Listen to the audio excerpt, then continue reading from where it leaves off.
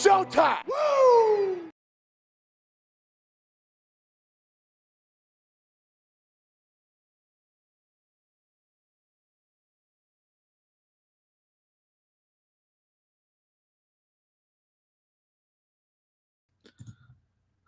Ladies and gentlemen, welcome to the AFC East Shakedown, hosted by the Sports Dynasty NFL. My name is Trevor, and this is Juan. How you guys doing today? I'm so happy.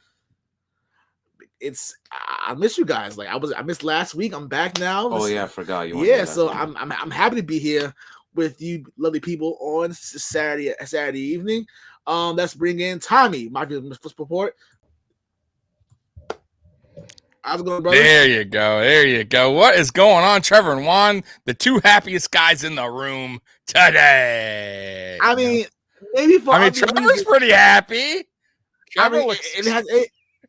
It has anything to do with the New England Patriots? No, definitely not. No, I've already shitting on them enough during the week, but I can do a little bit more.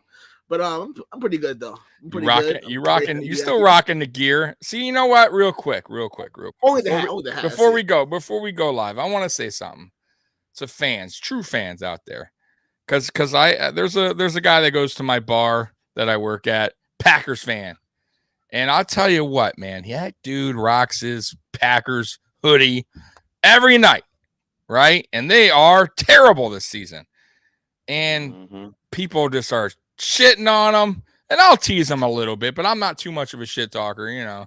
But I'll tell you what, he's ride or die, man, and he's not a fake fan. There's a lot of fake fans out there, quick to jump off, man. Go to a new team or don't watch anymore. That's it. Give up.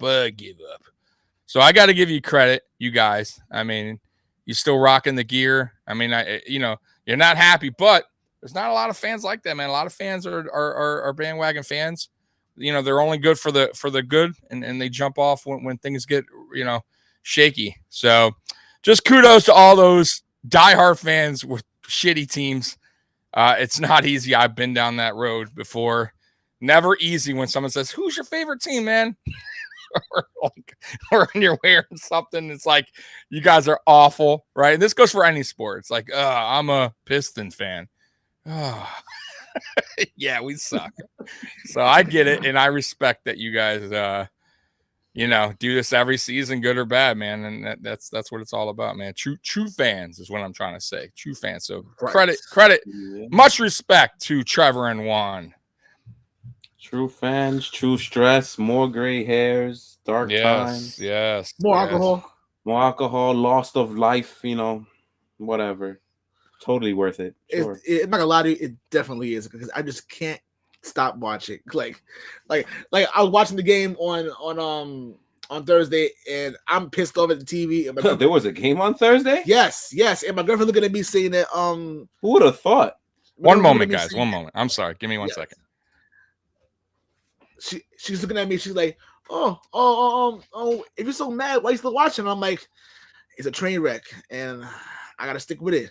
As much as I'm mad as I am, as much as I don't want to watch this, I gotta stick with it and see how this plays out. And of course, it's what it is. It reminds me how Jet fans feel for the last 40 years. But you know what? They had some sprinkle good there going on, but it's whatever. Yeah, this is a sprinkle too. We'll see if it actually lasts next year, but that's a different conversation for another day. Yes, that's an off-season question. Yes, but there was a game. Oh, yeah, that package. I got a package here. I think it's something from Belichick. Let's see here. What is this saying here? What does this say here? It's straight from the New England Patriots facility. Let's see what it says. How come it had an Amazon thing on it? I'm just. Amazon had to. It's a Fire Stick.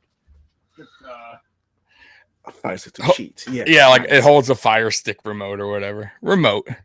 All good. All right, back to Norman. Belichick is definitely not reaching out to me. Could care less what I think.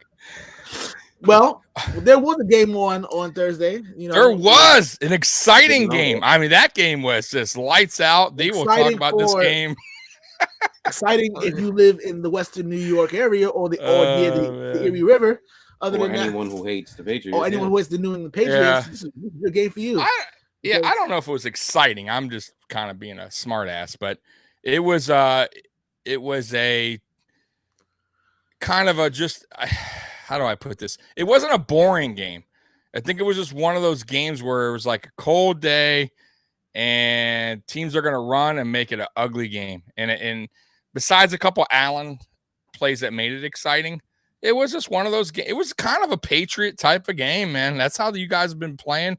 Your defense keeps you around in games and see what happens. So we kind of beat you guys playing your own game, right? So we did the running game, obviously, which was I was a little surprised that we ran so much, but it worked out, man. Time of possession was the key. And obviously your offense is Let me ask you guys about the Mac Jones thing on a sideline when he was yelling. You think that was more towards Patricia or more towards Belichick when he was saying throw the effing ball? Probably all of them. But I'm gonna say Patricia just for the sake of argument. But I'm gonna get to him too. Because he's a. I mean, do you think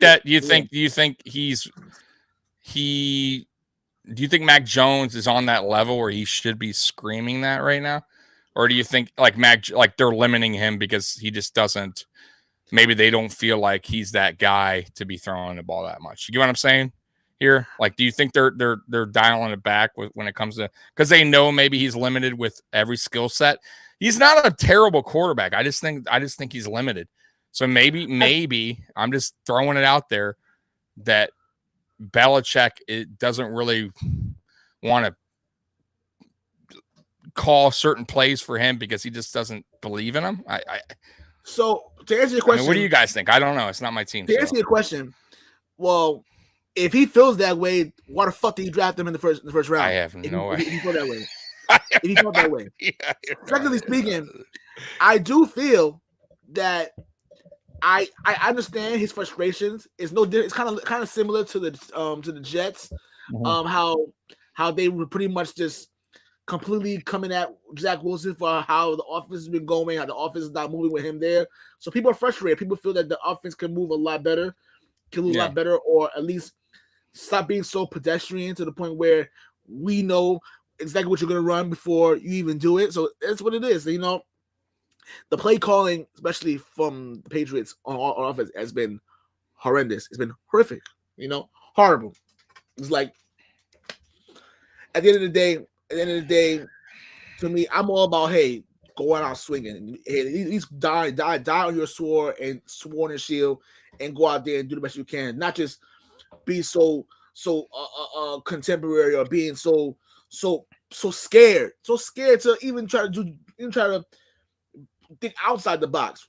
If you feel that Mac Jones isn't the person to do that, or you feel like he's not there yet, why you drafted him in the first round?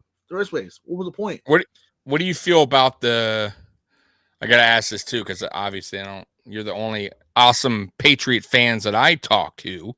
What do you guys feel about the last 2 minutes where Belichick just said, "Buck, that's we're good. We're not going to call timeout." You mean you guys good with that? I mean, I don't think me as a Bills fan, I figured you guys had nothing to offer. But as usually NFL games go, no matter what, there could be 30 seconds of calling timeout. So just curious how you guys felt, how that all went down, because it almost felt like really odd. I got to say this because it almost was like McDermott and Belichick like had an understanding there, because I was like, what the hell? Why? My first thought was, why aren't we running the ball here real quick? They're going to call timeout. Like, we quickly kneeled the ball. You know what I mean? There was almost 2 minutes left. So kneeling the ball there right away, you'd have to know the Patriots going to call timeout, right? Like, it was just a little odd that like, it was almost like McDermott knew Belichick was like, yeah, fuck it. You know what I mean? We're just gonna let it go. So what do you guys think about that? Is this odd? We've seen No? we've seen this before. We've seen Okay. this many times before. I've never seen it. I just never seen it before. We've Not seen with that this much many- time. We've seen this. Oh wow, I seen it plenty of times. Okay. Last year I seen it last year in the wild card game where the coaching staff literally gave up before halftime. They did. You couldn't tell me they didn't give up the way they gave up. You're down 27 points and you're punting the football, but not even trying to go fourth down. No, But I mean, they but at 24-10, anything like let's say hypothetically you stop them. I mean, I know it's a crapshoot. I mean, I get that, but let's say hypothetically you stop, the Patriots stop the Bills punt, and your returner who's electric, let's say he gets a touchdown real quick, boom. Let's just say I don't think it would happen, but it happens. I mean, it happened against the Jets. So let's say hypothetically it's a bad punt, and your guy returns it. Now you're only down a touchdown. Like, so I don't understand. Then you go Francis. So I don't understand why he wouldn't even attempt it unless he just was like, he had no belief at all. Like it was even possible. Right. I mean, is that where you're going? It's just weird that McDermott called it right away. I guess that's where I'm coming from. Like what? Very odd that he would think Belichick's going to go, you know what? We're not going to use the timeout because if the score was like, let's say 40-10, like unreachable, forget it. It would not even a miracle could, change the game. But 14 points in 2 minutes, even with time kicked off, you never know. I've seen crazier things with that kind of score. So I'm just curious why. Like, I wonder if McDermott knew. It's just odd that he would not even run it once. You get what I'm saying? Because he had to have known they had 2 timeouts, right? I mean, the coaches are stupid. I think it was probably understanding that. Listen, we'll see again in week 18. Let's like a look across the field. Yeah, they probably say, listen. It's just weird. We're not gonna do nothing. I just never seen it before. That's why I'm asking. It was just odd that they were kind of like on the same page as going, hey, you guys had enough. We're not gonna do it. We're just gonna, let's no injuries here and kneel it down. You know what I mean? That I kind of felt like that's how it was, but it was just odd. I've never personally, because I know if it was us, we would have been calling timeout 100%.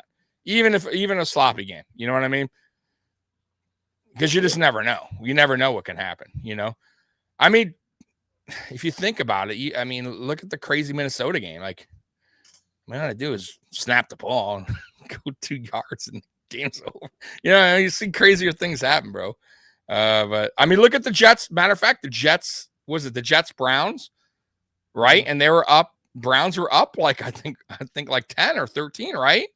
And the Jets scored, then they onside kick, got it back, and then Flacco went down and scored a touchdown they won. Remember against the Browns earlier in the season. So I mean, I'm just saying, like, look at that. It was under 2 minutes. It scored 14 points just like that. So just odd. That's all. Really weird. I know you were playing bad, but damn, I don't get that. Like, personally. I mean, the white flag to me, it was just everything we needed to see. I said on our show, I said, listen, I hope Patriot fans understand that we're not making the playoffs. That this season's over. We're not making the playoffs. Yeah, you would have to win out. I mean, I listen. There's still hope. I know you guys are going to shake your head, but you're 6 losses, right? Buffalo, Miami, Cincinnati. Well, listen, I'm not even entertaining it. You are not finishing that sentence. The season is over. Don't waste our time. Thank you very much. I'm just saying, there's a small. That's the end. Apparently, the fucking Raiders are the Saints, and they're fucking the roller coaster of the AFC. So that game's not guaranteed. The only guarantee we have is Arizona next week because they're dog shit. Juan was like a 2-liter of soda right there. I shook it up and opened that cap. Boy, no, we were saying that on our show. We were saying that the only game I see as winning possibly is Arizona. Definitely, Arizona's terrible, and they're bad. And maybe the Raiders, but that's not guaranteed either. So we saying, like, this season's over. Yeah, season's over. Yeah. I'm sorry. I was just trying to be optimistic. We don't do that shit. Because if we were optimistic, we'll be a lot more pissed off than we are now. I know. Us I know. not being I know. optimistic and actually being realist is the reason why there are not holes in my wall. Right. He's not So, going before. what There's was one right there. Yeah. what was the okay? So we know how the game went. It was a slow pace, ground and pound, kill the clock kind of game. What I mean, what did you like? What did you like from the? What do you see as far as like? Okay, so you're saying the season's over, which I guess I have to agree with you. But what can you look forward to next season that's carrying over? Is what I'm saying. So obviously Patricia's not the answer, right? I would hope Patricia would be not the OC moving forward. But do you guys want to move on from Mac Jones? Do you like any of your receivers? Do you like your defense? Like, or do you want to? Do you think it's time as the Patriots should blow the thing up and just say, you know what, we need to hit the reset button, get new coaching staff. And I'm not saying Belichick.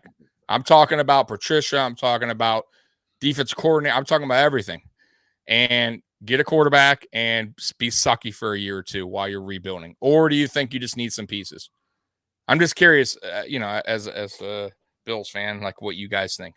For me personally, I feel as if, first of all, we know how Belichick operates. He's not going to let go of Patricia at all. He's not going anywhere. Damn. Therefore, the only way you're going to see real change is the man upstairs, Robert Kraft, comes in and say, listen, this is what's going to happen. If you don't like it, you can get the fuck up out of here. That's the only way you're going to see some type of change there. If not, you let him do whatever you want, you're going to be the same stagnant, purgatory team for years to come. And I don't like it. Why would he keep Patricia, though? I'm just curious. Is there a tie there? I mean, I know they coach. You never heard of dementia? You never heard of being senile? Right, so he's stuck in it. Right. So what about, and I'll entertain this. What about your old coordinator? What if he got fired? Would you entertain him coming back? This rate, he's not going to get fired. No, I'm not gonna lie. Yeah, he's so bad, bro. No. I don't see him there long. We were thinking that too, until they won the last 2 games in the fashion they did. And they might win tomorrow against the Chargers at home. Yeah, I don't think so. I think the Chargers. I don't think they're gonna get. If Josh Jacobs is healthy, there is almost no way the Chargers are gonna beat the Raiders because he's gonna get 400 yards alone. See, I think the Chargers will win. The Chargers are horrid. They're not gonna beat them if Josh Jacobs goes off like that. That's true. Josh Jacobs has been. I will give. No pulse when it comes to run defense. But they have a very last week. But they have a dangerous offense. Chargers is not. But the Raiders' defense is shaky, bro. And the Chargers' offense can go off, so it could be a good game. It could wind up being a high score. They don't have anyone. Mike Williams is not playing. Kane Allen's not playing. No one's playing. Allen's playing. So, for how long? 5 minutes? Yeah, 10 minutes? True. They still got Eckler. I mean, I don't know, man. We'll see. You might be right. Exactly. If I was a betting man, I go Chargers. But you're betting, you're going Raiders. No, I'm betting Chargers with a margin. That's what I bet. Oh, okay. They're not going to get blown out. Chargers never get blown out. But I don't think they're going to win if Josh Jacobs is healthy. Well, that has nothing to do with this. We're talking about the fact of the matter is the way that the Raiders are going to play right now. They're probably going to end up with maybe 7-ish. I think they have 4 or 5 right now. Yeah, 4. They're not letting. You're right. They want it. They're not going to fire him with 7 wins. I agree. They want it way too early. And they're going to. So, is there any specific coordinator you would want if they were out there that you would say, okay, you know what? Let's just say hypothetically, there's a guy at whatever. Would you want Belichick to go after a certain guy or anybody at this point? You just want any coordinator to go in there. Or are you sticking with Patricia? You get what I'm saying? Like, is there a guy out there? Because I don't know what coordinators out there floating around, but I will say one name, and it will interest you. Frank Reich. Not a good coach. They were saying that too. We heard people say that in the Patriots. Listen, he'll be a head coach again, but I think he'll have to go back, earn his stripes again as a coordinator. I think that's a good option for you guys, bro. I'm going to be honest with you. He's a creative guy, man, when it comes to offensive coordinator. He's really good coordinator. So do me a favor then. I'll talk to Bill. I'll give him a call. No, not just that. Go get dementia medicine. Make sure that he's sane like he was 20 years ago, so he can actually listen to you. Because if you tell him that now, he's not going to listen to you. I don't even want to entertain this question either. You know what? I know this old bastard by now. Who do you play next week? Who do you play next week? Arizona. We're gonna be Arizona. We're on to Arizona. Yeah, that's it. Right, that's what I'm saying. Like, it's a waste of time. I don't want to answer the question. He's gonna keep that. He's gonna keep Peter Griffin at fucking offensive coordinator. He looks so. By the way, they showed him on the sideline with a stupid pencil. I'm like, this fucking guy. This guy's such a clown. Get out of here. Put him back in his little mobile scooter and put him behind the Gatorade bench. Remember when he coached? And they had him on this little mobile scooter, and he was hiding behind the Gatorade buckets so he wouldn't get hit. Remember with the Lions? He broke his leg or something. Remember? You know, guys don't remember that? They put him on this little scooter. Too bad, so fat he couldn't hide behind it anyway. They put him on. Oh my god! No, you can't say that. No, you can't say that we're fat shaming. I'm fat too, so who cares? Yeah, me too. Shit. Yeah, I was just laughing that he's behind the Gatorade hiding. But no, listen, seriously, in that game, I thought your defense for the most part played us pretty well. You didn't play great. And now, hold on, I said pretty well. You didn't play great, but I felt good, so I wouldn't go that far. Yeah, but I felt like you had opportunities. Listen, Questenberry, when you watch that game, that dude was like on one leg. I don't know how I thought a million times, oh, he's gone, he's done. Get him out of there. And they kept pushing him back out there, taping it, and he just could not move. At one point, he fell. Mm-hmm. He just fell, and I think that was the sack fumble, if I'm not mistaken, right? On the when he fell over, there was a sack involved in that one. He fell multiple times. I mean, multiple. More specific, right? Like, multiple, but there was the one where there was. Yeah, and then Bobby Hart was terrible. If you guys see Bobby Hart, I mean, you understand how bad he is. He came in the game and whiffed right away. So it's like, you guys definitely should have brung more pressure, I think, in that game than you did, considering all the facts. Are you interested in this, Tommy? What is this? Look up. What is that? What? Science? I don't even know what that means. What is that? A bot. A bot. Oh, a bot? Hello, bot. Yes, I'll be clicking your link right after this episode. Yes. Yeah, it's our sponsorship today. Right? That's hilarious. At least better than say, come see my nudes. So like, that was really? I gotta leave this podcast right now. let me click that link. Get out of this podcast. I've been missing it. They take all your money. But no, I do feel like you guys definitely should have brought a little bit more pressure, a little bit more blitzes. I think you could have. I think when you did, you got home for the most part. It was just, man, I'll tell you what surprised me in this game was our running between the tackles. I don't know if that surprised you, but normally we're terrible at running up the middle, running up between the tackles. We're normally better on the outside, but with Dawkins out and Questenberry barely moving, whenever we ran to the outside, it was a failure. Terrible. The receivers didn't block either. So everything was up the gut. Were you guys surprised that like the Patriots defense just let kind of not a very good O-line kind of let the middle open up like that, or is this normal? I'm not surprised, honestly. I'm not surprised. What was your rush defense coming in? I don't know what it was. But just below average, I think. Okay. So middle of last year's. It was way better than last year. But yeah. Okay. So listen, man, at the end of the day, guys, 24-9. I mean, it was not a boring game. It was just one of those. No one's going to talk about this game except for pissed off Patriot fans and obviously happy Bills fans that we finally won. In our division. But it's a quiet 3 in a row for the Buffalo Bills. I will say that it's a quiet 3 in a row, and we're the first team to lose to give them a division win. Oh my god! I just didn't really. The video said that. I'm like, shit. Thank you for that. And honestly, for us, it's team, bro. We needed it. Yeah, we got the Jets coming up next week, guys, which we'll get to. But Yeah. Anything else, guys, that you want to talk about your team, or you want to move on to the? Let's move on. Let's move on. We spent 25 minutes talking about garbage, so let's move on. I love them. It's always interesting. I have more things to say. I'm just saving it for when we're officially off the playoff picture, and then it's gonna explode. So look forward to that. Juan is all bottled up. I'm gonna have to take a day off from the rant when that happens. So yep, there's nothing I can say that's on top of that. Nope. We'll see. Yeah, it's all good, man. It's all good. So this will be the fastest episode we've ever done. Yes. So this weekend, there's only 2 more games to talk about. This weekend, speed dial. Yeah, it is. Yeah. So this weekend we have. No, hold on. Let me double check real quick. Do you, sir, have any awards? Because we sure as fucking hell don't. So, do you have any awards that you want to give up? Are they positive or negative? Tell me. So I can put the right video. Okay, let me think of the awards. So. You gotta acknowledge me, and this guy stinks. This guy stinks. Who would I put? This guy stinks. Or I would do that one first. No, I don't. This guy stinks. Oh, brother, this guy stinks. Okay, go ahead. I don't. Because the answer is everyone, so you can go ahead.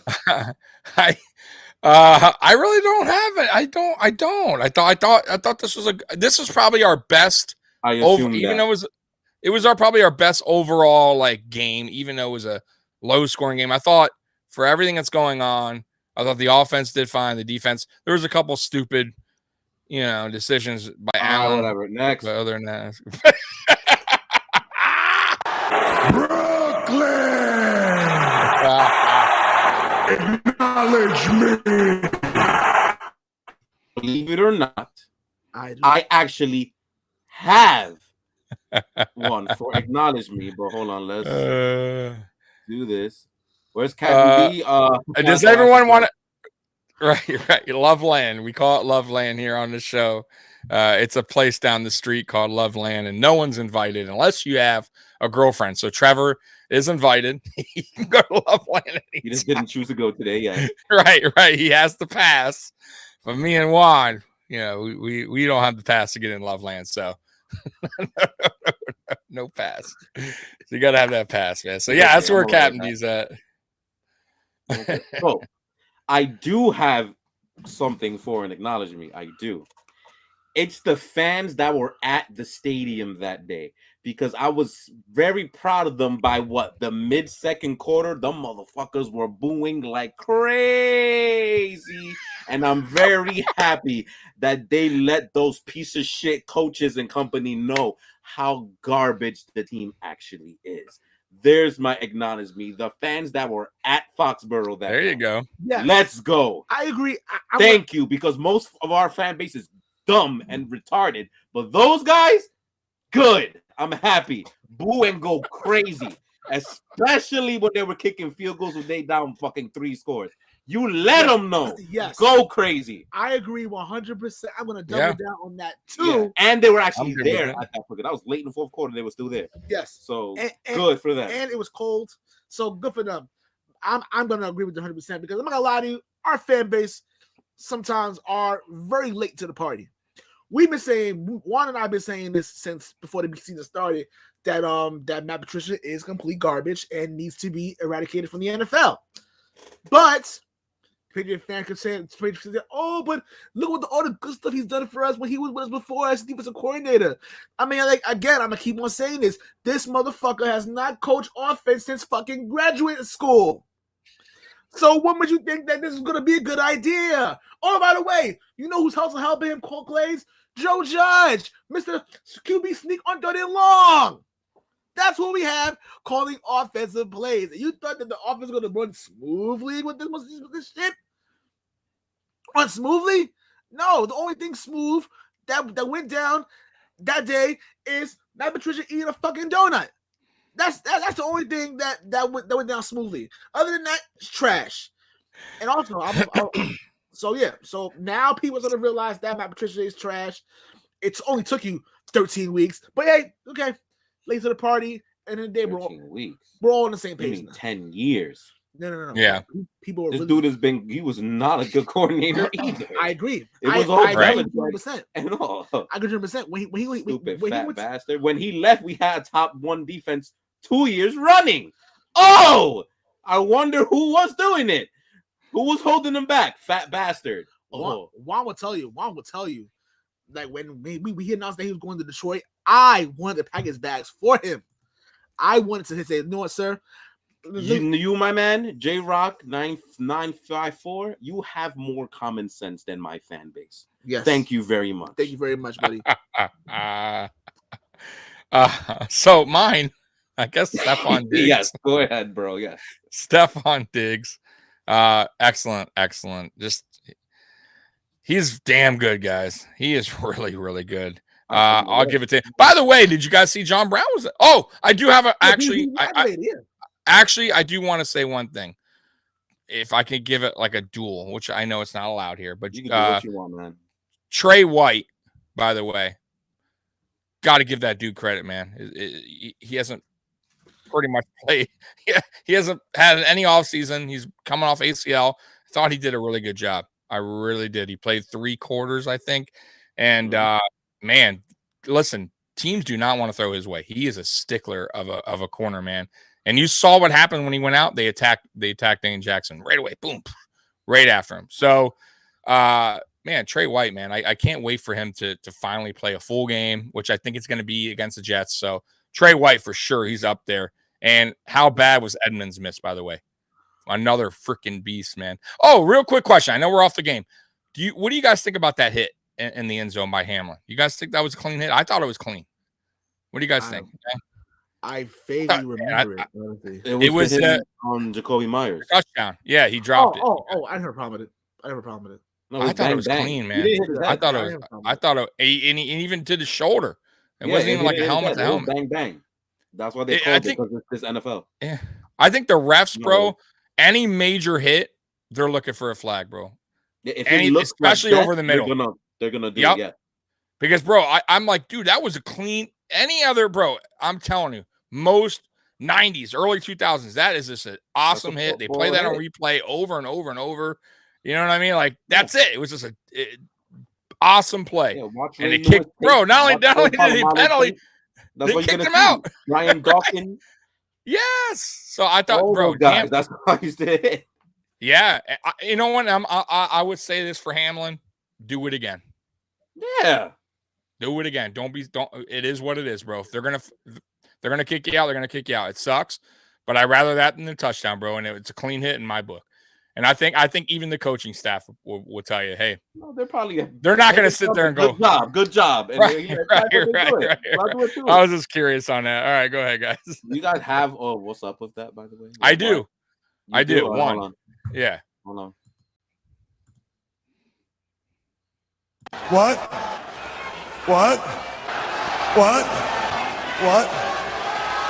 Huh? What? Did you say something? What? Okay, go ahead. Why the hell did Amazon have Josh Allen going in some goofy ass big hat? That's a thing now. It made him look like an idiot now. I saw it this week. I forget what day. I don't know, it was Tuesday or Wednesday. I saw it on Instagram. It's like it's a new trend with a big ass hat. So bro, yeah, I thought at first it was a bullshit pitch. Like I thought it was somebody like, joking around, like made a picture. I'm like, oh, hot. And I'm like, this is fucking real. I saw the end there. I'm like, what is this? This is so Steve Austin. I got you, man. Bro, Amazon. Cheesy as fuck. You got to stop that. That is not a lie to you. I hate these new trends now. They have this new trend now where you can turn your face into like avatars now. I saw that today. And I'm like, God, this is so fucking stupid. Am I the only person dude that's kind of cool? Apparently I am. I thought it was pretty cool. But the big hat shit is like, this is fucking stupid. It makes what does that have to do with football? I have no idea. What I get the Thanksgiving turkey leg, Thanksgiving. Like I get that. But what the fuck is this big fucking Thursday night? What does that have to do with anything? I don't know. I mean, that makes no sense. I mean, Like, he made him look like a total idiot. Like, I mean, he's like, "Rrr," you know, and then he tried to put on Fitzpatrick. He's like, "I don't want the fuck, get that shit." Most of these trends make people look really fucking stupid, but you know, it's what it is. It's marketing, and of course they had to put their Amazon. You got to take it out of my mouth. It's Yep. stupid. And look, I'm talking about Exactly. fucking hat. Right. Oh god damn. Watch next episode. I'm gonna order. Don't do that. It's up to you. Hey boy. guys. Why not? My big hat. Why not? As soon as he does that, as soon as Tommy does that, I'm gonna be like, "What the fuck did I just do? This is the dumbest You guys shit should in make the world." a sports dynasty big hat. I actually would do that. I actually would do that. I would wear it. All the jokes that my girlfriend would say. My girlfriend said, "Oh, my girlfriend would tell me, hey, finally a hat you can finally fit in." And Oh, I'm shit. like, yeah, she. We're gonna go out and watch the Patriot games in my big hat. Yes. Or if it's raining, like it was raining earlier over here, walk around the street with a big ass hat. That's terrible. She would say that to you. I'm thinking about it. She would say that to you. Anyway, moving on. All right, so we are completely moved on. You have a rant, right? I do have a rant. So we'll save that for last. Oh my, the rant. Yeah. So we're good. Yes. We're completely done with this trash thing we call the game. Yeah. All right, perfect. Totally Thank done. God. I can talk about football again. Okay. So we got 2 games this Sunday or tomorrow coming off of this division, and they're both should be bangers. So let's start off with the 1:00 hour one. Jets will be going to Minnesota.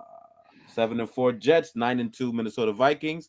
Minnesota, if I'm not mistaken, have swept the division thus far. This is the last game in the division. I think they beat everybody besides the Jets. This is the last chance for the AFC East to get one on Minnesota. And they're not. Wow. What's funny is that both our teams should have took it, but it is what it is. Right. Both the teams. So you want to see some funny stuff before we go? Yeah. So at least on DVOA terms, Minnesota is actually the 22nd ranked team, right? They are 21st in my bad, I'm losing it. 20th on offense and 23rd on defense, right? While the Jets are actually the 9th ranked team going to DVOA. They are 18th in offense. Mind you, they had a thing called Zach Wilson play for about 2 months. And they're 4th on defense. Mind you, one team is 9-2 and the other is 7-4.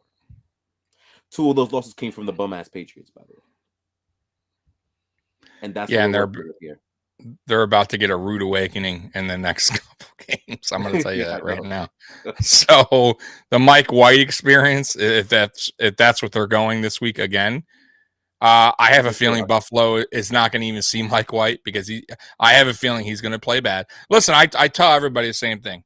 These quarterbacks coming out that haven't played much, they look good for their game or two, and then NFL teams they get a hold of their videos, their clips, right, their games, and they start to go, okay, we know what you like, what you don't, and they eat it up good, bro. And I think Mike White, we taught him a valuable lesson last year when the hype was all on Mike White and we sat his ass right back to the bench. I think Minnesota, for as not as good as Minnesota's defense is, they still got veterans back there. You got a very good veteran safety. You got Patrick Peterson. Those guys are going to be studying this dude. They are not going to let Mike White beat them in Minnesota. I'm going to tell you that right now. They're going to put him right back down to earth. And then the Jets have a very interesting dilemma. Do they start him next week after this shitty game? Because I'm telling you right now, he's not going to have a good game. Do they start him against Buffalo? Do they go back to Zach Wilson? Or do they fucking make Zach Wilson a third string and go with Flacco? That will be, I'm going to tell you right now, if they do that, it's over with for Wilson. If they put Wilson at third string, it's a wrap for that guy. That will shoot. No, I don't think it's yet because he's still second string. But if they put him, that was because that was a lesson. It has nothing to do, I think that was more of a, lesson know. That's what I learned. was gonna say. I think it was him being punished for the first time in his life. Exactly. He's I think it was grounded. more of I a agree with you. I think statement. that's what it was too. Exactly. I think I was more of a coach goes, okay. And now the problem is because Mike White had such a good game, they're gonna go, okay, we're gonna give Mike another chance. Let's see what happens. Let's see if this can keep going. And it's, boy, oh boy. Boy, oh boy. They got problems. We'll see. I don't think Minnesota's gonna let this Mike White guy do what he did last week. And yeah, I think Minnesota's just gonna listen. Jets are feisty, but Minnesota has enough weapons to score enough points to beat that team. Because the Jets just don't score enough. Plain and You know simple. what's hilarious about all this? We're having this conversation. This is kind of deja vu because if you remember 1 year ago, this thing kind of happened already with Mike White. He beat Cincinnati, right?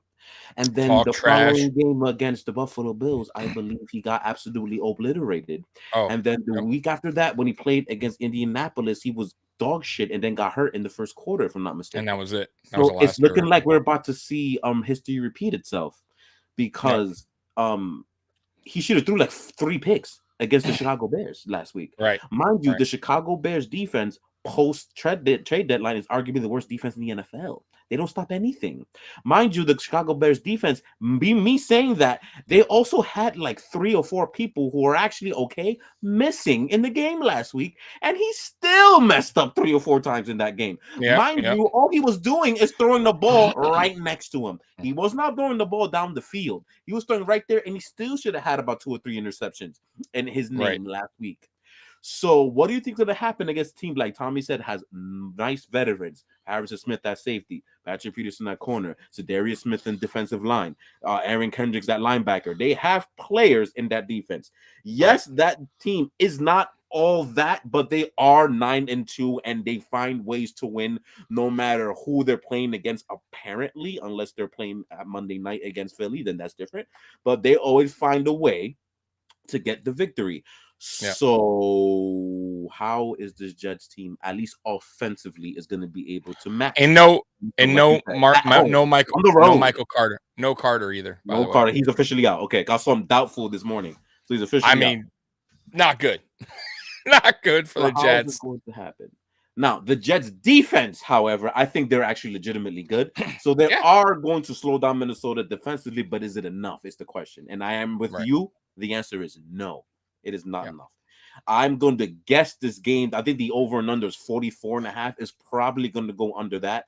I am sniffing a 24-10 victory for the Minnesota Vikings. That smells about right. I like that. And the Jets defense is going to stop and think and be like, oh shit, we actually don't have a quarterback in this team. This will probably be the time when they think that. But to be honest, if that happens, I do have a feeling that if Mike White does like we think he's going to happen, you're probably going to see Zach Wilson or Joe Flacco. I have a feeling it's going to happen. And I think you don't care either way. But I don't care who you want to bring Mike White again to come to Buffalo once again. By the way, on a 10, we're finally got a nice break here. It's been a while, a long week, right? I mean, bring who you want. We're pissed off anyways. You know, they shouldn't have beat us the first time, but it is what it is. A win's a win. But I mean, they got a tough situation over there, and I think Mike White is going to come down to react. I mean, it's kind of like the Heineke thing. I'll be honest with you, but I think Heineke's better. I think he's decent. I still don't think he's a franchise quarterback, but I think he's good enough to fill in until you figure out what you're going to do at quarterback. Mike White is just one of those guys. I think he's just a fringe quarterback. That is Heineke. Exactly. Fringe. And we've seen them. Listen, they've come. I mean, I saw Matt Castle have a good game one. So I mean, I'm just saying. So So I'm with you. I don't think Minnesota lights it up on offense, but I think they have enough playmakers to really mix it up on the Jets. It's something the Bills didn't do against the Jets because we didn't run it. They have Cook very well. Is they move Justin Jefferson around is the thing. So what the Jets don't do, they don't move around their corners like they probably should because they play cover 3 basically. So all they have to do is move Justin Jefferson in the slot and we're going to see something bad happen. Yeah. Well, not to mention too, I think Thielen. You got to factor in Thielen and Hawkinson now, and Hawkinson's a playmaker, man. Hawkinson, good one, yeah. And then you got Cook out the backfield, so it's like kind of pick your poison. And I don't know. And I like I said, the Jets are feisty, but I don't think they have enough to keep them off the board, where they can, or keep it so low of a score where the Jets have a fighting chance. I don't think it's going to happen. I think it's going to be like something like 27-13, something like that. 27-13. Somewhere around that ballpark, maybe 16 if they get another field goal, a cheapy field goal somewhere around there. But yeah, I'll say 27-13. Just I'll keep it at that. 24-9. Damn, basically my score. All right, 9 points. Hey, that's not bad. And finally, you got nothing else? Oh, my bad. You all said right now. I apologize, I guess. I will add it real quick. For the Jets, as bad as the New England Patriots are, just literally the 2 games ahead of the Patriots for right now for the final wild card spot.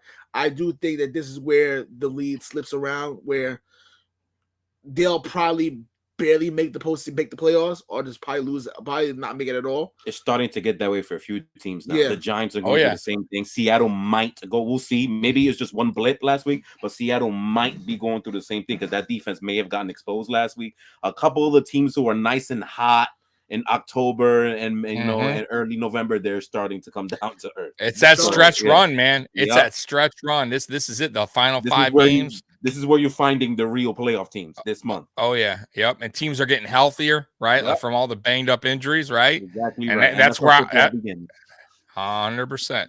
You got to get your team healthy, man. And also, you mentioned before, as far as the schedule's going right now, if Mike White plays awful, the only way I see him go back to Wilson is if he plays off. But then again, though Joe Flacco is a veteran, is a pretty decent veteran, I don't want him playing against Buffalo. I wouldn't care. Either way, listen, Flacco started off good, but he hasn't played it. He also hasn't played in a minute. He hasn't played in a while. To be honest with you, they've had him sitting there for a minute. He hasn't played 2 months. Almost 3 months. So I wouldn't expect him to come out guns blazing like he was, because he had good stats the first 3 weeks. I believe he played the first 3 weeks, 4 weeks. But actually got passes. Yeah. So, but no, I not only that, I think it would just be.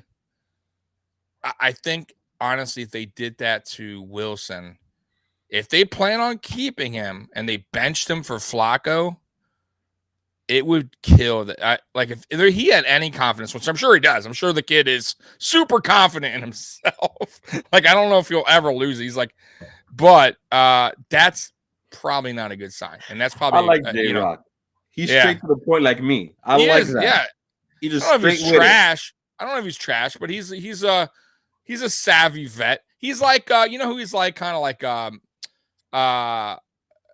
what's his name? The guy over in the Saints, the quarterback there now. Andy Dalton right now. Dalton, yeah. So he's sort of like a Dalton. He'll get you some wins. He'll throw some yards here and there, but he is what he is. He's a fill-in for the next season or whatever. The quarterback is hurt.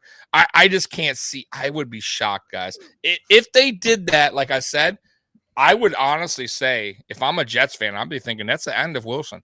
And how surprising would that be anyways? Arizona dropped their quarterback after 1 season. This is the second season. It's not working out as of now. You got, and your team is starting to come up, right? Your defense is starting to get there. And you're going to hold your team back because the quarterback's not the right guy. You gotta make a decision. And if I'm the Jets, I'm like, yo, this guy's not the guy. Let's trade that. Let's get what we can for him now. Let's get a 4th round pick, whatever, 3rd round, whatever, and go draft a quarterback next season. That's what I would do if you're going to bench him for Flacco, because that says everything. Now I like that because nowadays in the NFL, that dynasty thing, I don't think that's going to be a thing anymore. I think the NFL has made it to the point where now we're looking at windows. And the Jets, you may be getting closer to your window than everybody initially thought. So like you said, you got to make a decision and make one very fast because you don't want to waste that talented ass defense, and then you want to waste. Apparently, Garrett Wilson is looking really, really damn good as a rookie. You're going to eventually have to pay that man, so you may want to make some quick decisions at quarterback because you're not going to have those players in about 4 to 5 years. Yeah. Oh, and that's a good point. They were wearing Mike White T-shirts. Yeah, they're trying to tell that kid so loud and loud. You suck. They're telling you. Yeah. And not only that, because listen, I mean, throwing your team under the bat. Here's the thing about quarterbacks, right? No matter what, if you have a true leader at quarterback is the leader of the team, no matter what. I don't care what anyone says. He could be the worst quarterback in the league, but if he's a starter, he's a leader. He's going to take. It's his responsibility, regardless if the score was 51-50 and you lost. He's going to come out and say, "I could have played better. I should have played." Even if he doesn't believe it, that's your job. It sucks, but it's the truth. Let the fans decide. Oh no, listen. The defense let him down, but he didn't say that. He said the right things. This guy clearly is he's full of himself. He doesn't want to admit it that it's a mistake on his part or anything wrongdoing on his end. And that's a problem. And you don't think teams look at that? Of course they do. He's the leader of the team. You're going to fucking throw us under the bus. And not only that, the defense. I mean, so it's like, man, listen, they got a problem. That's what I'm trying to tell you guys. I think personally, man, the Jets need to, at this point, if you got players already, because imagine they start them next season. They keep him around, and it continues, and the defense continues to play good. You don't think that team's going to go look up to the coach and be like, bro, like, then you cause friction, then the guy wants to leave, right? And then the guy doesn't want to play. I mean, look at the Texans. They got a great receiver. He's like, I don't want to play. It's so fucking bad here. You can't have that. For the Jets, that's exactly what's going to happen next year. That kid will be your starting quarterback next year. And that is what's going to happen. And that's going to tear that. Fans can never have nice things. No, and that's narratives must be maintained. Yep, and that's what gets coaches fired. Yeah, it does. Unfortunately, no fault of his own. It's like you didn't give me the right guy. Like, what the fuck am I supposed to do? Like, hello. Yep. And I think sometimes guys, I think coaches and GMs are too like proud to go, hey, we made a mistake. This is not the guy. We're gonna go ahead and move on from him and draft another guys now. Yeah, I think. Yeah, right. I think they're too some GMs aren't. Some GMs like, yo, and they're gotta move on. That's fine. But I think the Jets better make a decision quick. Your job though. For some GMs, you do that. Yeah. That's also a factor. That's true. Of course, your job. Joe Douglas picked Jack Wilson. So let's say that he told himself, "Damn man, I know I built this team. I built this defense in this window. If the quarterback is preventing this window from being completely, like shows to potential, he could mess around and lose his job. But I will say this though, similar. The history he never got the quarterback right, and he built a lot of that coach core who was really good from 2018 to 2020 to last year, 2021. So, but he never got the quarterback right. He might lose his job the end of the season. Through the history though of the NFL, first round quarterbacks that have been cut. I honestly I can't think of one that went on and was like the man somewhere else. No. I'm talking about cut. I'm talking about not injured or retired. I don't recall. Reason why they're cut. Right. I mean, I'm trying to think back. Like Ryan Leaf, no good. Right? No. You're like, EJ Manuel. You don't cut a quarterback. That doesn't happen. If you cut him, that means he's complete. Josh Rosen, no good. Yeah. You know what I mean? I mean the list. So Zach Wilson will be, I'm telling you, I could be wrong. I'm pretty sure I'm right. He's going to be one of those guys where he gets cut. What was the guy of the Browns, Menzel? Was he first round? Yes, in the late first. Come on, it's the Browns. What do you expect? I'm just saying, but I could go on and on and on about first round quarterbacks who were cut.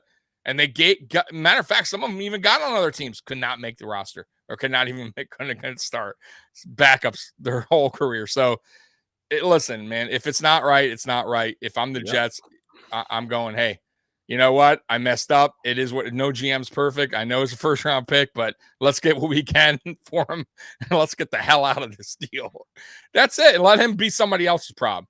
Let him go into be the cancer of a locker room somewhere else. Because he's getting that Ryan Leaf. He's getting that Ryan Leaf, boy. Yeah. I could see him snapping too. Yeah, like I could bad. see him. Like he's the kind of guy that would snap at like a reporter. Fuck out of my locker room. Oh, he'll do the Ryan Leaf right now. Oh my goodness. Right. Get out of my locker. It sucks for everyone else. I guess sucks and maybe not at the same time is that nowadays the time frame is not as long. Like 3 years is kind of, I could argue, was too long. You probably know by 2 years at this point if your guy is in or not at this point. Nowadays the it's excelled. I know both years you can wait like 3 or 4. Oh yeah, you can hold them back and you're good. Now no. Like I said, it excels, and a lot of that has to do, especially in the Jets case, is a window. Yeah. You already got the team. The team is there. You just need somebody to play, and can't waste the window. I mean, look at Wentz. Look at Wentz. Yeah, exactly. I mean, that's another guy. Just so. All right, let's go on. Yeah, next. Arguably the game of the week for the NFL entirely between that and the Kansas City one. Miami going to San Francisco. Both teams are ranked at the top 10 overall. Both offenses are around top 10 also. I know Miami's top like 4 or 3 and San Fran's probably like a 10-ish, something like that. But the defenses, though, those ranks are miles apart because San Francisco is top 5 while Miami is bottom 20 somewhere. So there is your big deficit going into this game. Plus, both coaches have a long history together. Yep. Mike McDaniel's been under Kyle Shanahan for God knows how long, or the Shanahan family for God knows how long, and they know each other pretty well. So I wonder which coach will have the advantage coming into this game. And another fun tidbit, for some reason, Kyle Shanahan doesn't play his best ball at home for some reason. I'm just saying. His teams don't perform that well at home compared to on the road. Just a little tidbit there. You know, a la last week when they only scored 13 points against the Saints, and they probably should have lost that game, arguably, if it wasn't for a goal line fumble. So, so that's what I'm saying. So, carry on. Whoever wants to go first? I'm going first. Okay. I'm going with San Francisco in this game. Yeah, because you didn't speak last time, so I'm going San Francisco win this game. I do feel that, you know, how Miami, yes, it's kind of cute what Miami is doing right now. You know, it's kind of cute, but at the end of the day, now you gotta play. Don't tell Captain D that. Oh wait, he's not here. Now you can play a real team. I mean, let me wrong. They have to have some good wins. They have Buffalo. They beat the team they're supposed to beat. They have a team where a good defense like San Francisco. You know what I'm saying? Can Tua be able to, you know, maneuver and do this and do the scheme based bullshit with Hill without his top tackles playing? Yes. Armstead, I believe, is not playing tomorrow. Yeah, so against that's a huge loss for them. Good loss. So let's see what happens there. So there's their excuse if they lose. They didn't even have their offensive line. I mean, they have an offensive line all year, but shit, we don't have half our team every time we play, so I don't want to hear it. So this is there. I'm just saying you're gonna hear that bull crap on Monday if they lose tomorrow. I'm just saying they better not. I will destroy them. But anyway, we'll see about how that happens there. But I'm gonna go with San Francisco. I think San Francisco. This is the game they definitely need just to show that, even though I feel that they're already one of the elite teams in the NFC, even though they're injured to all hell. But this could be a game where they're gonna have to max protect like a mofo. I agree. They did, and this is a game where they could say, "Hey, we beat a top team in the AFC. We can beat anybody." So I'm going with San Francisco to win this game because they have to. Because they have to, not because they're better, not because any other reason. That too, but they have to. I'm messing with you. Look, this San Francisco defense is for real, and they have something called health, something they usually don't have since they didn't have since 2019. They didn't have it last year, and they almost won the NFC Championship game. So this team, they always do their thing. Always. What concerns me, even though the defense for Miami is not that good, it's still the Garoppolo effect at the end of the day, and we have to see what Garoppolo are we going to get in Yep. order for us to really truly analyze this game with the actual accuracy. Because if we get bad Garoppolo, it doesn't matter if they're playing against Detroit's defense from before November. He's going to throw a pick or two because that's bad Garoppolo. That is how it is. I saw McCaffrey is on the injury report. I'm not sure. I'm pretty sure he'll play, but I don't know how. He'll play. I think he'll play. He's Yeah. a little banged up, but this is normal, by the way. He lives there. CMC. Listen, this will be. That's why I was hesitant by trading him, only because if he wanted an extension, I was not one. He's fragile, guys. That's just the way it is, man. It's been like that through his whole career. So he'll play, but man, what are you going to get out of him? Like how hurt is he? You know, because he's a huge part now. You know, like you could see when healthy, obviously he is a game changer. But if he's not and he's not available, it's kind of like really sent you back a little bit. If you know, and I kind of feel like that offense is flowing through CMC right now when he's on the field healthy. But yeah, now I hear that. Now on Miami's offensive point, so if they don't block, it's obviously over. They have to find a way to slow down Nick Bosa, because if they do that, I think Tyreek Hill and Waddle will be able to take out this secondary, because the San Francisco secondary is their quote unquote weakness of their defense, even though their defense is still very good regardless. But those corners can be had, those safeties can be had, so they have the receivers to do it. It's just, I think that San Fran's defense really does well in the middle of the field, and if you notice, that's where Tua loves to throw the football, in the middle of the field. Those crossers, Gesicki going in those ends, like they really like the middle of the field. And San Fran has a guy named Fred Warner, who you may think is not a fast guy, but that son of a bitch knows how to run and catch up to the middle when he has to. So that's the X factor to me. How is Mike McDaniels going to open up the offense even more outside of the middle of the field to really take advantage of the boundaries? I think that's where they should be aiming for to beat San Fran, assuming, again, they block Nick Bosa. That's priority number one. Before we have any other conversation, block Nick Bosa. You do that, then we can talk about everything else. But the boundaries, I think, is where you should go. I don't think the middle of the field is the right place, but that's where Miami's bread and butter is. So that really is a bad matchup for the Miami Dolphins, which is why I'm going to go with San Francisco. I am going to go with San Francisco with the 24-17 victory. It's still going to be a close game. I still think Miami will find a way to score some points. No matter what, they always find a way to do it, to at least stay in the game. I just believe this is a bad matchup for Miami. But maybe Mike McDaniel has a couple of tricks up his sleeve that Kyle Shanahan won't, and then he'll blow something up. And maybe he'll do something to that San Fran offense and limits them to less than 20 points. We'll see. We'll see. Yeah. Because the true X factor is actually Mike McDaniel, because it's the pupil versus mentor thing. And if I'm not mistaken, a lot of times the people actually gets one on their mentor a lot of the time.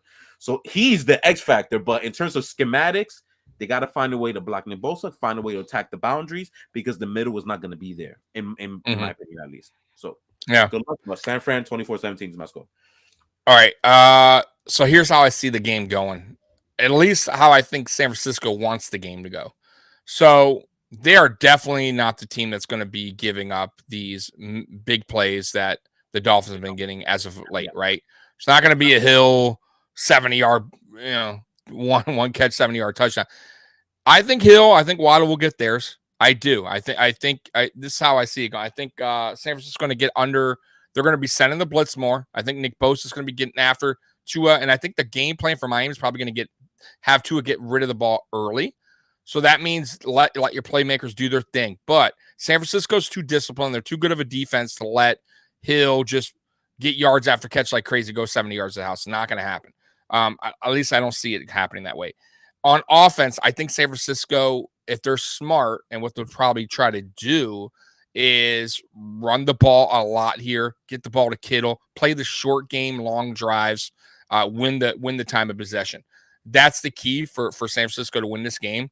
time of possession. I honestly keep them off the field as long as you can, and and just have these long killer drives.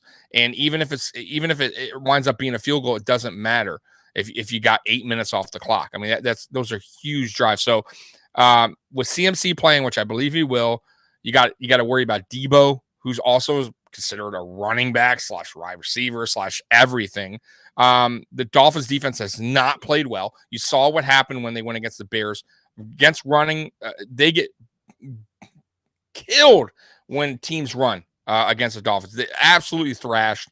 And I just believe right now the Dolphins defense is the one bad spot on the Dolphins team right now. The offense is going here, but unfortunately the defense is declining.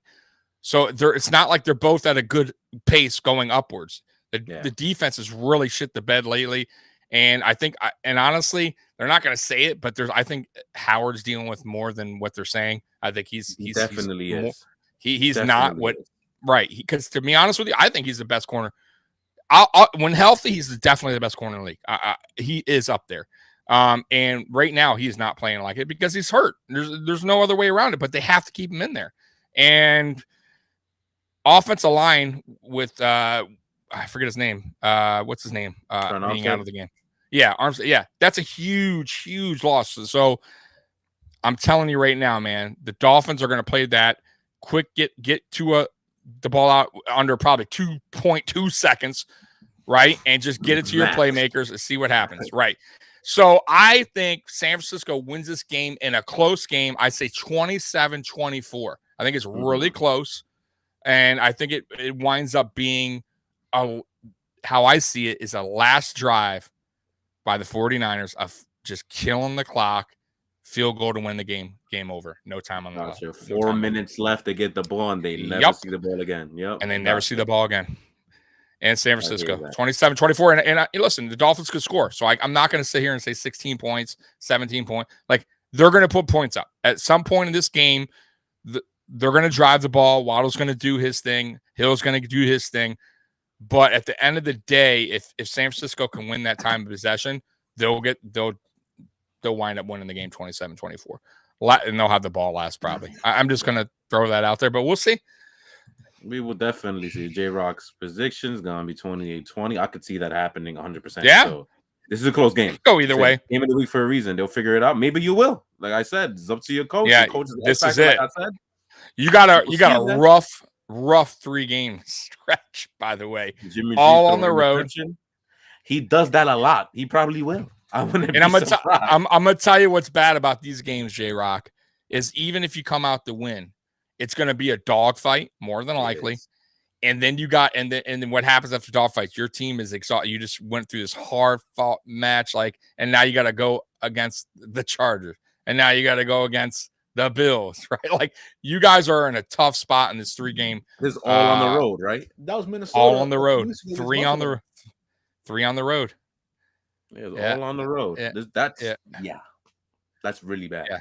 So I mean, like, you guys, I'm telling you, man, this is gonna be a sign of where you're at right now down the stretch. I was about to say that if you guys come out of that at least even 2-1, that's impressive.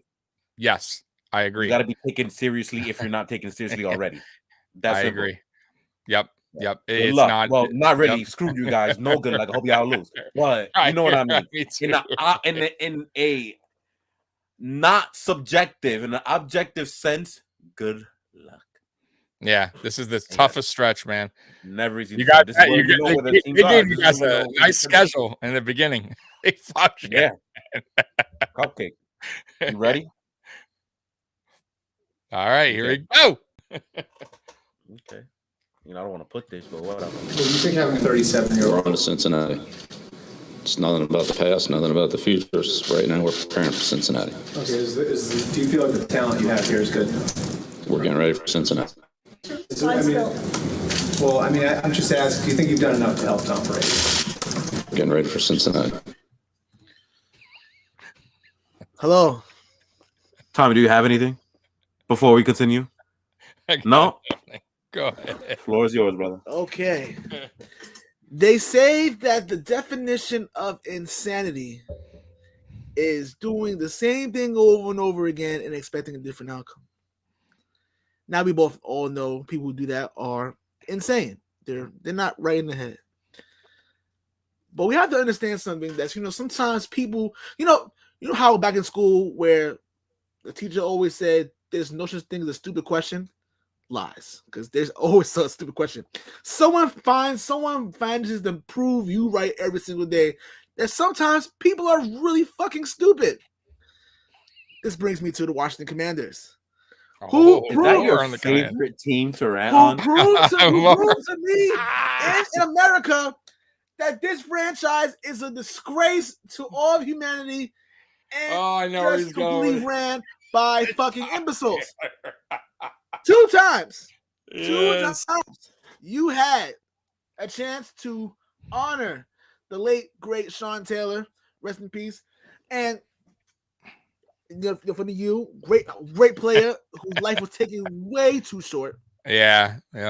Last season, you had a fucking corner with a band with like these banners that are around it for the number 21 in the fucking the field. But it was wrong because one, it was really cheaply done in last minute. You guys did it because you want to do it last minute.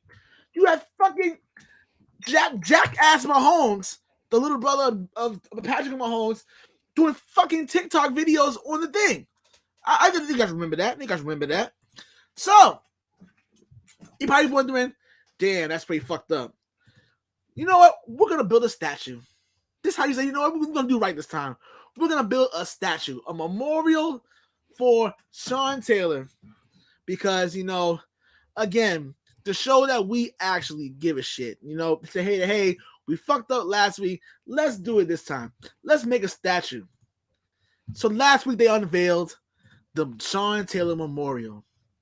And do you want to know how the Washington Commanders managed to fuck this up yet again? Behold. Yeah, I was trying to do it too. Oh my god. Do you see the bullshit?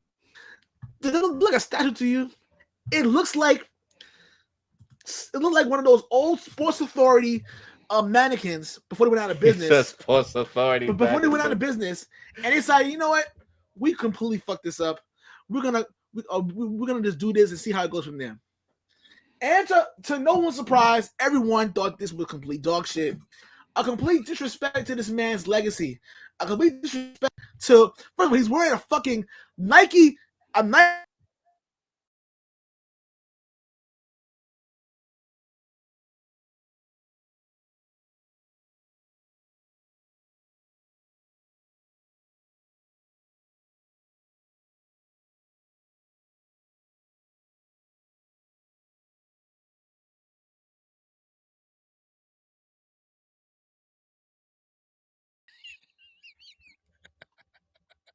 Yo. He put the hat on top of his head. Nigga said, "This is the best we can do." You're a fucking multi-million-dollar company. I hope y'all saw that, by the way. I'm pretty sure you did, but this is a multi-million-dollar company. Yeah, okay. And this is the best you came up with. And then I'm not gonna lie to you, his family is very modest, and they appreciate. But no, his father should have been like, "No, we're not doing this again. The soccer cleats. We're not doing this again." I would have took it as the immediate type of disrespect. Oh my goodness! Saying you're not going to disrespect my son's image with this garbage. Bro, Trevor, you know what's funny? I had that in my head this week. I'm like, I'm going to do the Sean, and I totally forgot about it. I'm so glad you did it, by the way. I'm so glad because I forgot. Mind you, and they glassed it like someone's going to steal the fucking. Like someone's going to steal the shit. You know what? You kind of hope that one of those 9th Ward crackheads in Washington D.C. came in and took this shit, and I don't think they would took it either because it was so fucking bad. It was so horrible. It just shows that. First of all, my thing is this: their PR department head should be fired. But wait a minute, they were. This is like the third PR. The third PR. Oh, did they fire him right after? No. Oh, okay. previous PR directors they had, and they fired because they are so bad at PR. PR is not Why the fuck? I'm just curious. Like, if you're planning on something like this, right? And you're like, hey man, we're gonna do something epic for this guy. Why? First of all, you had all the time in the world. You could have delayed it, right? Let's just say they're like, oh man, we because I almost feel like they maybe had something better, and they're like, fuck, we couldn't get in time. Let's just throw this Target mannequin out there.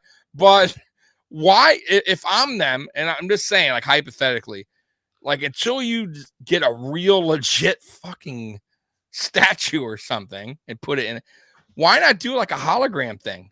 Like, that would have been doper than a fucking, and have him, look like spin around or whatever, like a hologram making a catch or intercept. Like, come on, today's technology, you have Tupac up there doing rap concerts and hologram. You could have figured it out with Sean Taylor and put it in that thing.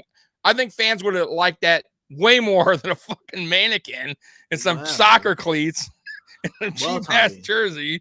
So, bro, yeah, you were right. But look, the owner's trying to push the owner out. So clearly they got issues here.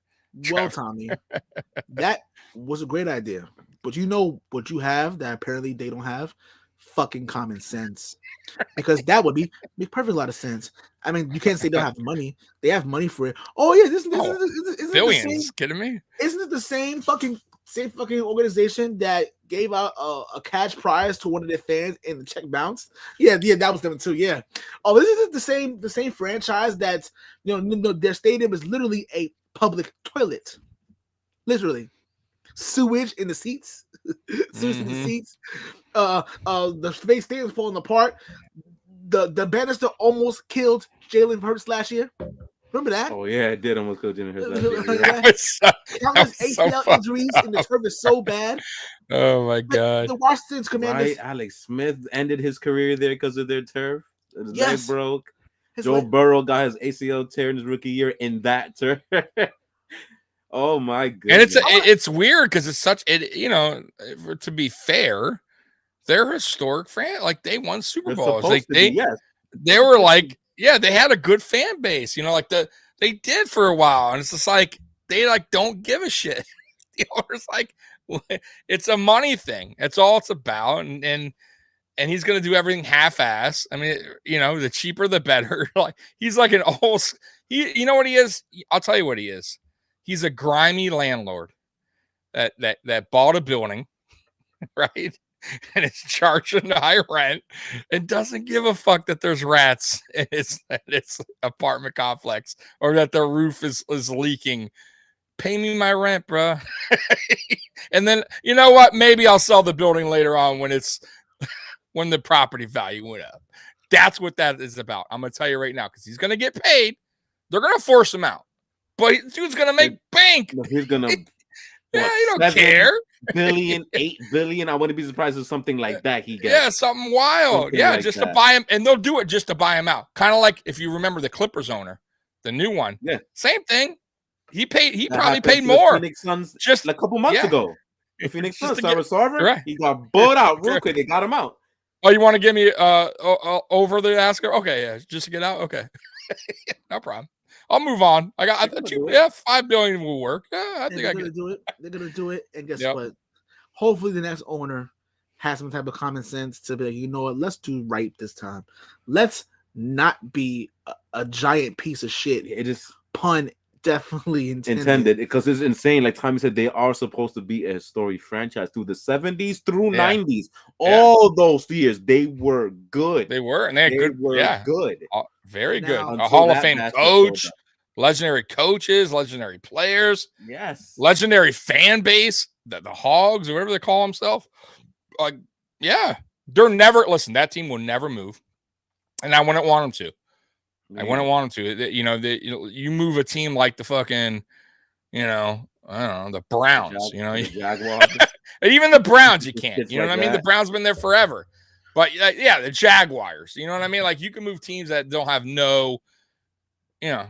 They've done nothing. So they're never going to move Washington. They just need the NFL is going to need to get that dude out, overpay. It's going to have to be, and make him happy, get him the hell out of the NFL, and then I think it's voted on anyways, Trevor. So like you can't just go and buy an like an NFL.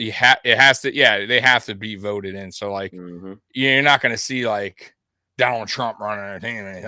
It's not going to happen. Nobody want that, honestly. No, it would never happen. I think he tried to buy the Bills and then they got denied. Not gonna. They want it. They don't want NFL right now. Is too much about their shield. They want to, and that's why they're trying to force this dude out. They're, trust me, it'll be some rich old dude at 85. Jerry Jones approves of. Right, exactly. Jerry Jones is. I feel like he's the owner of the NFL sometimes. Like, let's see what Jerry Jones wants. Right. Let's talk to Jerry.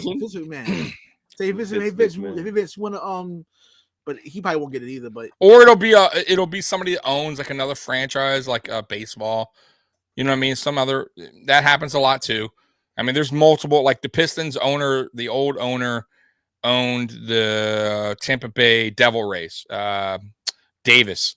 And then when he passed, his kids sold the Pistons and the Rays, but he owned two teams. There's a lot of owners out there that with two teams. Matter of fact, the Bills owner owns the Sabres and the Bills.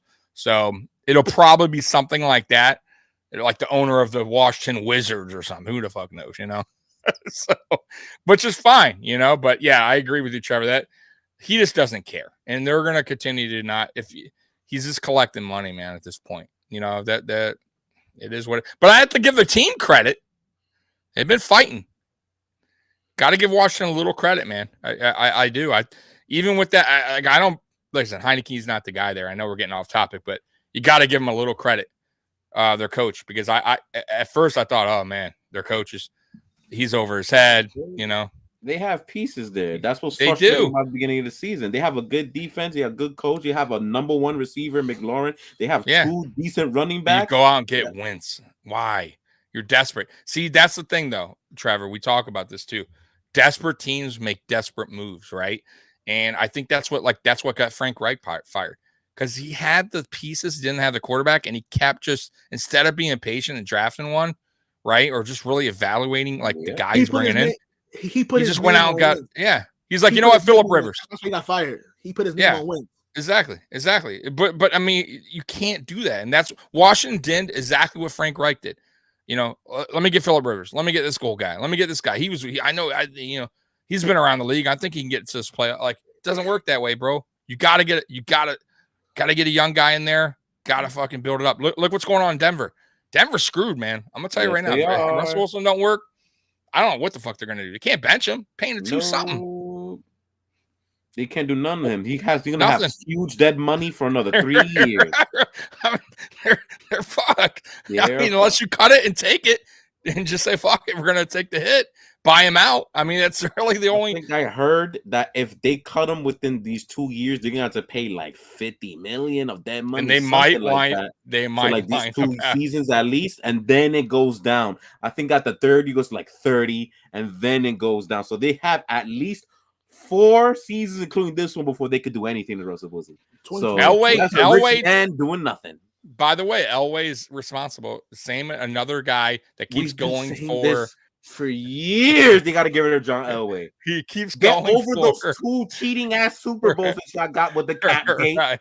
Forget about it and get rid of him. But no, he's God of Denver. Well, then continue to be garbage. Then it gives everybody else a good chance to do what they want.